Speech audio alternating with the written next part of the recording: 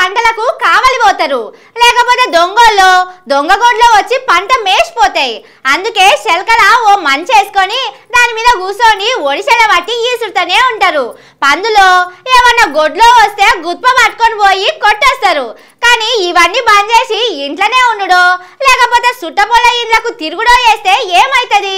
మన తెలంగాణలో అయినట్టు అవుతుంది. కావలి లేని శల్క లెక్కనే అయింది పోండ్రి తెలంగాణ పరిస్థితి. శల్కలకు దొంగగొడ్లు వచ్చినట్టే తెలంగాణకు దొంగలు వస్తున్నారు. ఈ నడుమ నెరీ ఎక్కువైంది దొంగల భయం. రోజుకు 2-3 జాగల్లా దొరికిన కాడికి జేబులు వేసుకొని పోతున్నారు. హైదరాబాద్ లోనే ఎక్కువైతున్నాయి దొంగతనాలు. నాసింగ్ కాడున్న గంధంగూడల హనుమండ్ల గుడిలా హుండి ఎత్తుకపోయిండు దొంగోడు. వీనికి ఎంత ధైర్యం చూడుండ్రి. ఎవరన్నా వస్తారన్న భయం కూడా లేదు.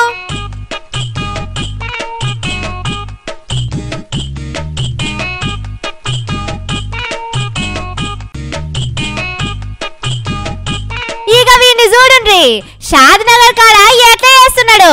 మెల్లగా గోడ దునికి దర్వాజలు పలగొడుతున్నాడు. తన్నుడు కాలుతాడు దాన్ని డోర్ తీయ చూసిండు.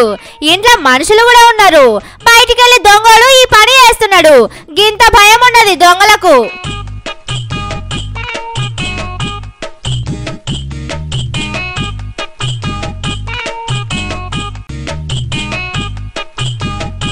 వీనికైతే అస్సలే భయం లేదు.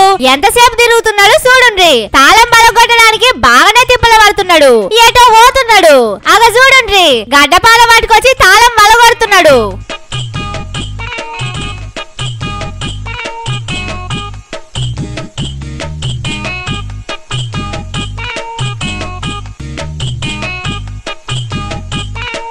ఇట్లా ఏడ చూసినా 4-5 నెలల సంది దొంగలు ఊర్లో పడుతున్నారు. పోలీసులు సీసీ కెమెరాలు పెట్టినాం, డ్రోన్ కెమెరాలు పెట్టినామని గప్పాలు కొట్టుకుంటున్నారు. కానీ ఏడ కూడా దొంగతనాలు ఆగుతలేవు. రోజుకు 2-3 అయితేనే ఉన్నాయి. మళ్ళీ పోలీసుల మంత్రి రేవంత్ సారేమో అంత సక్కదనం ఉన్నది. రాష్ట్రంలో ఏమన్నా అటిరైతున్నదా?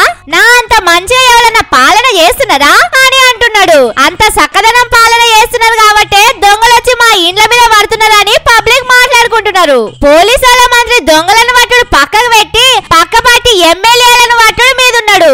సారు లెక్కడే పోలీసు వాళ్ళు కూడా ఏరే పనుల్లో బిజీ అయినట్టున్నారు. దొంగలకు ఇంకేం కావాలి చెప్పుండ్రి. పురుషత్గా కూర్చొని కావాల్సిన కాడికి దోసుకొని పోతున్నారు.